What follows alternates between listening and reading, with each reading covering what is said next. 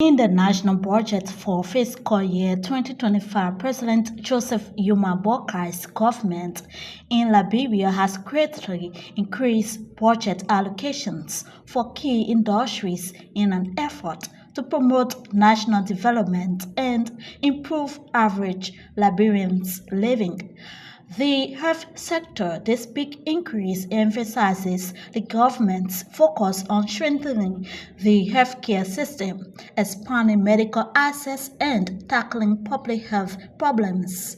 Let's consider Liberia's Central Medicine Store for overseeing and delivering critical medications to various healthcare facilities across Liberia is the National Drug Service (NDS), which is crucial to the nation's healthcare system. Chief Pharmacist of Liberia, Dr. Joshua T. Peter Jr. speaks. Medication was procured specifically by the government of Liberia. The 4.7 million that government gave to the Ministry of Health was the one that was used to procure the medications. And because of the proper management, we sent medication to all the 576 facilities last year, and up to now we're still managing until we can start procuring for this year. Only essential medicine, you have the antibiotics, you have the painkillers, you have the syringes, you have needles, and so many things. Antibiotic, painkillers. So we don't want to name all the classes of antibiotics. But we pass through certain vendors to procure the medications. Like UNICEF, even though UNICEF is a UN organization, but the government of Liberia, because we want quality drugs, so we gave them money through support from World Bank to be able to bring the medication from overseas. And you will see UNICEF label on this medication, but it does not mean that the money was spent by UNICEF. The money was spent by the government of the Republic of Liberia, but we only ask UNICEF to help to procure them for us. And for them to bring it in at a cheaper price, cheaper rate, because of transportation and rest of them, they have to put a UNICEF international local, so that when it passes through other places, the prices of procurement will reduce. But it is government money, not UNICEF money. Okay. That's what we try to clarify. This is EPI, immunization supplies. You can see the syringes, vaccines, and other things. Yes. For the down, we still have EDP commodities, because these are heavy. As you can see, they are very heavy. When you say EDP, what do you mean? Essential medicines, essential drugs. So these are very heavy. That's why we place them down here, because for safety reason, we don't put them up. Water. They are drips, the sodium chloride, the ringer latte, the D5W. These are heavy commodities, so you don't put them up. Okay. You have to keep them down so the weight can bring the shelf down. Okay. But they are still EDP, procured by government and some other partners. As of today, the value of commodities we have in this warehouse is more than 10 million. So this 10 million USD. So 10 million, but it is more, because as I showed you, there is a cargo still being verified. So it's more than 10 million. Wow. Yes. You want to speak to this, sir? Yes. He's speaking to the one that is in the system already, in the M supply. So it's around 10. What do you mean when you say M supply? That's a software system to be able to monitor the warehouse and be able to tell us exactly where the medications are, the quantity of medication, the value, and the rest of them. So that's a closed software that manages the warehouse to help them to be able to give quick inventory and the rest of them. And then that 10 million is the one that is within the system. So why is it that containers are coming in? We just uploaded 6 containers from the one that UNICEF brought, and then the one that Africa CDC brought, the one that World Bank, UNICEF procured for the government, that I was mentioning, and the one that Global Pharma and other people brought. They have to do proper verification, because we don't want to put expired medication in the M supply. So you have to verify them, authenticate the cost and the quality before you can enter the software system. So when we do all of the verification, we'll be talking about close to 15-16 million. Yeah, that just to get more expiration. So when you procure how long each of your medication take before you get expired? We procure medication with expiration date at least 3 to 4, 5 years. And every year we use almost most of the medication. So 3 to 5 years by that time, the medication will not be on the shelves. Because every quarter new medications coming in. Every quarter. So at least 3 to 4, 5 years is sufficient. Do you have vaccine in stock here at this facility? Yeah, did they show you the how they call it? The EPR, the EPR supply. All of these things are EPR formulated vaccines are all here. Yeah, the whole shelf you're looking at there, they are vaccines. Okay. And vaccine related materials. Okay. Is there anything else you want to show us just before? Maybe if for the other program commodities, we have community health medication. So all these commodities you see on the floor here, and this side is for community health for the entire country. Okay. So the community health team from the Ministry of Health, they do the kitting. They do kit for every community health worker, and then we do supply to various facilities.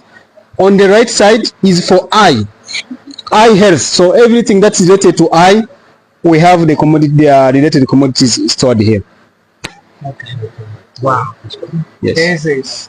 So what are some of the challenges you have in managing your facility? The challenges is the system improvement, because it's always an improvement process. We just took over the management of CMS, I think, end 2023. We started with the new process, new procedures, new environment, and we have different partners. So I wouldn't name them as the challenges, but it's just a learning process that we are undertaking. Okay. Yeah. All right. So it's been a great one. And so before we leave you very briefly, I want you to speak about the issue of power here at this facility, because this place you have to keep the drugs on a cool temperature, I guess. Yes. Temperature is one of the storage conditions which are required for safe medication. As you've seen, we have the air conditioning system, which makes the place to stay cool. We have also the cold storage for temperature required for specific medication 2 to 8. And to be able to sustain that power supply, we rely on LEC power supply. Of course, for sustainability purposes, we have 2 backup generators. So it means whenever there is a power cut, we shift to the generator 1. In case power stays off for long, we go to the second generator. So we have the 2 generators and then the ADC. That's the power supply source we are relying on. In terms of manpower, do you think you have the needed working force here at this facility to do the job? As I mentioned, it's a continuous process, and for now, is okay. We are good to do the job, and we've been doing it since last year, and now we are doing it. So we are okay for now. If any change, adjustment could be discussed with the Ministry of Health, who is the owner of the facility, of course, and then see if anything has to be adjusted. So do you have any suggestion for national government for this facility? I only have the appreciation, because this facility is quite good. I had the chance to be in other countries out of Liberia. Facilities, comparing it with the Liberian population, 5.2 million, the space is enough. Of course, whenever there is increase in the population size, the facility will need to be adjusted. But this is a long-term process, is not a short-term action. It seems to me that everything here is like 100% for you. Not 100%, but close to 100%, comparing to where the facility was in the previous years, as mentioned the chief pharmacist. How long has it been since the WFP started managing? Now is 1 year and a half. About a year and a half? Yes. Okay. And you spoke of significant improvements? Yes. Thank you very much. So, Guy, you want to wrap up very briefly before we take leave of you finally? So, ladies and gentlemen of the press, I want to take this time as we conclude this current status assessment of the CMS to firstly say thanks to His Excellency Joseph Imam Baka, President of the Republic of Liberia, for the level of support given to the Ministry of Health under the leadership of Honorable Dr. Louis Mapiapoto. And I also want to say thanks to the Honorable Minister of Health for the level of innovation, vibrancy, and viability that she brings to the institution, and the level of transparency that she brings to the institution. And she makes sure that every money committed for essential medicine and Ministry of Health, that money is properly expended for the benefit of the Liberian people. As I mentioned, we have about 576 health facilities, public health facilities across the country that benefit from this money that we get from the government. And even other private facilities also receive some commodity from us as it relates to HIV, TB, and the rest of them, reproductive health commodities.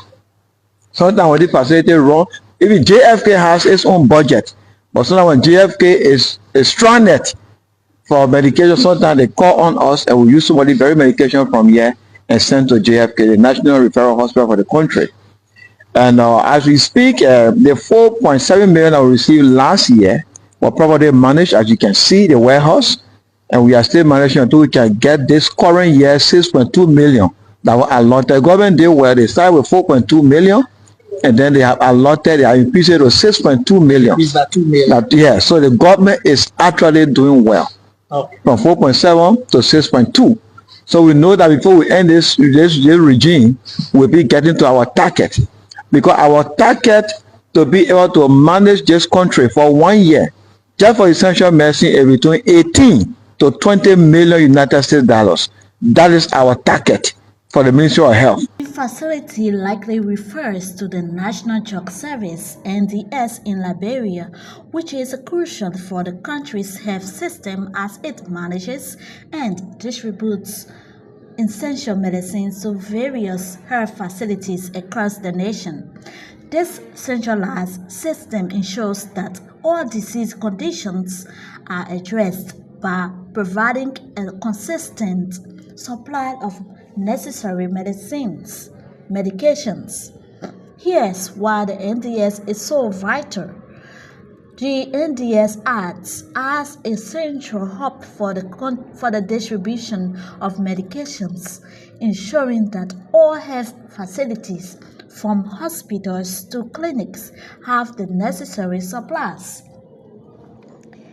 It manages the procurement and distribution of essential medicines, meaning the medications that are most needed to treat common illnesses and address public health priorities in Liberia.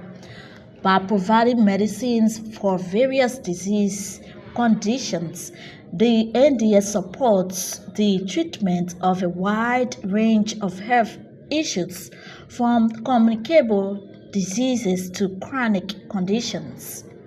The NDS plays a key role in Liberia's efforts towards universal health coverage by ensuring access to essential medications for all citizens, according to P4H network.